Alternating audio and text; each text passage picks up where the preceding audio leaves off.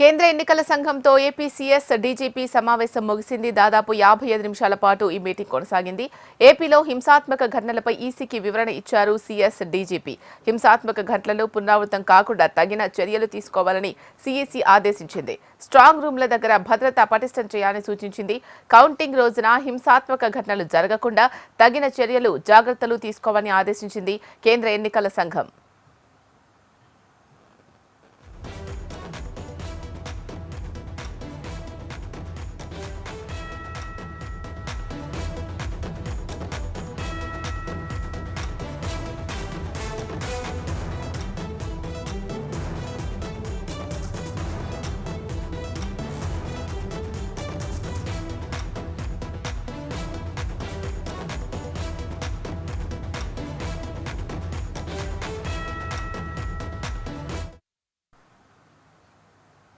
కేంద్ర ఎన్నికల సంఘంతో ఏపీ సీఎస్ డీజీపీ సమావేశం ముగిసింది. దాదాపు 55 నిమిషాల పాటు ఈ మీటింగ్ కొనసాగింది.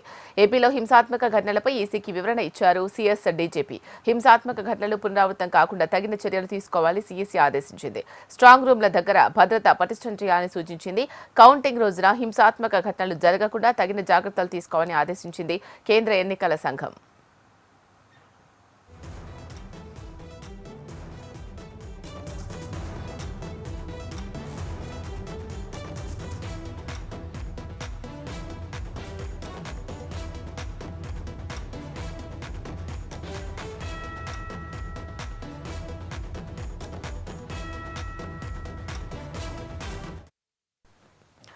కేంద్ర ఎన్నికల సంఘంతో ఏపీ సీఎస్ డీజీపీ సమావేశం ముగిసింది. దాదాపు 55 నిమిషాల పాటు ఈ మీటింగ్ కొనసాగింది. ఏపీలో హింసాత్మక ఘటనలపై ఈసీకి వివరణ ఇచ్చారు సీఎస్ డీజీపీ. హింసాత్మక ఘటనలు పునరావృతం కాకుండా తగిన చర్యలు తీసుకోవాలని సీఈసీ ఆదేశించింది. ఇక దీనికి సంబంధించి మరింత సమాచారం అందించడానికి మా ప్రతినిధి శిరీష్ లైవ్ లో సిద్ధంగా ఉన్నారు. శిరీష్, షీలా, కేంద్ర ఎన్నికల సంఘానికి సంబంధించి ఇటు రాష్ట్ర డీజీపీ అదేవిధంగా రాష్ట్ర చీఫ్ సెక్రటరీ ఇద్దరు కూడా కేంద్ర ఎన్నికల సంఘానికి సంబంధించిన ఫుల్ బెంచ్ తోటి దాదాపు 55 నిమిషాల పాటు భేటీ అయ్యారు. 3 గంటల 30 నిమిషాల నుంచి 4 గంటల 25 నిమిషాల వరకు ఈ భేటీ అనేది కూడా జరిగింది.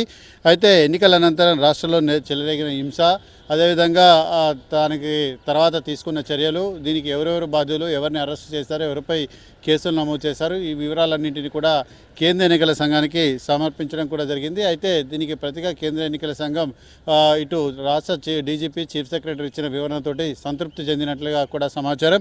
అయితే రేపు కౌంటింగ్ సందర్భంగా కానీ లేకపోతే తదుపరి కానీ ఇలాంటి హింసాత్మక ఘటనలంటివి కూడా పునరావృతం కాకుండా చర్యలు తీసుకోవాలని చెప్పేసి కేంద్ర ఎన్నికల సంఘం రాష్ట్ర డీజీపీని చీఫ్ సెక్రటరీని ఆదేశించినట్లుగా కూడా సమాచారం. ఇక ముందు ఎలాంటి గొడవలు కూడా జరగకుండా చర్యలు తీసుకోవాలి. సున్నితమైన ప్రాంతాలు, అదేవిధంగా సమస్యాత్మకమైన ప్రాంతాలను గుర్తించి అక్కడ కేంద్ర బలగాలను మోహరించాలి. అవసరమైతే కట్టుదిట్టమైన చర్యలు తీసుకోవాలి. కీలక నాయకులను నిర్బంధంలోకి తీసుకునే విషయంపైన కూడా చర్చ జరిగినట్లుగా కూడా సమాచారం కూడా అందుతోంది. దాంతోపాటుగా ముఖ్యంగా స్ట్రాంగ్ రూమ్ల వద్ద భద్రతను పటిష్టం చేసే విషయంపైన కూడా ఈ సమావేశంలో డిస్కషన్ చేసినట్లుగా కూడా తెలుస్తోంది. అయితే కౌంటింగ్ రోజున ఎలాంటి హింసాత్మక ఘటనలంటివి కూడా పునరావృతం కాకుండా చూసుకోవాలని చెప్పేసి కూడా కేంద్ర ఎన్నికల సంఘం రాష్ట్ర డీజీపీని అదేవిధంగా చీఫ్ సెక్రటరీని ఆదేశించినట్లుగా కూడా సమాచారం. అయితే రాష్ట్రంలో ఐజీలు, ఎస్పీలు, సీఐలు మార్చిన చోటే హింస చెలరేగిన విషయాన్ని కూడా కేంద్ర ఎన్నికల సంఘం దృష్టికి ఈ అధికారులు కూడా తీసుకువెళ్లడం కూడా జరిగింది. అయితే పోలీస్ అబ్జర్వర్ దీపక్ మిశ్రా పనితీరు పైన కూడా కొన్ని ఆరోపణలన్నిటి కూడా వచ్చిన విషయాన్ని కూడా కేంద్ర ఎన్నికల సంఘం దృష్టికి తీసుకువెళ్ళినట్లుగా కూడా తెలుస్తోంది. అయితే టీడీపీ కొంత ఒక వర్గానికి సంబంధించిన నేతలకు అనుగుణంగా దీపక్ మిశ్రా బదిలీలు చేశారని చెప్పేసి వైసీపీ వర్గం నేతలు ఆరోపిస్తున్నారు.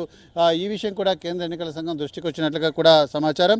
అయితే మొత్తం మీద కూడా ఇక్కడ ఏదైతే పల్నాడు, తిరుపతి, తాడిపత్రి ప్రాంతాల్లో ఇక్కడ ఇళ్లపైన జరిగిన దాడులలో ఎవరున్నారు, ఎవరి హస్తం ఉందనే దానిపైన కూడా పూర్తి సమాచారం ఇచ్చినట్లుగా కూడా తెలుస్తుంది. అయితే ఇక్కడ దాడులు జరగడానికి ప్రధాన కారణం అయితే ఇరు వర్గాలకు సంబంధించిన దాడులు అనేవి కూడా జరిగినట్లుగా కూడా తెలుస్తోంది. అయితే ఈ దాడుల్లో ప్రధానంగా కనుక చూసినట్లయితే ఇక్కడ తమకు ఓటు వేయలేదన్న అక్కస్తోటి ఒక పార్టీ మరొక పార్టీకి చెందిన అనుకూలపైన దాడులు చేయడం, అదేవిధంగా మరొక పార్టీ ఇతర పార్టీకి సంబంధించిన అనుకూలమైన వ్యక్తులపైన దాడులు చేయడం, ఇటువంటి ఘటనలన్నిటి కూడా జరిగాయి. కాబట్టి ఇవన్నీ కూడా కారణాలుగా చెప్పడం కూడా జరిగింది. సో మొత్తం మీద కూడా ఇటు కేంద్ర ఎన్నికల సంఘం నియమించిన పోలీస్ అబ్జర్వర్ ఎవరైతే ఉన్నారో అతను కూడా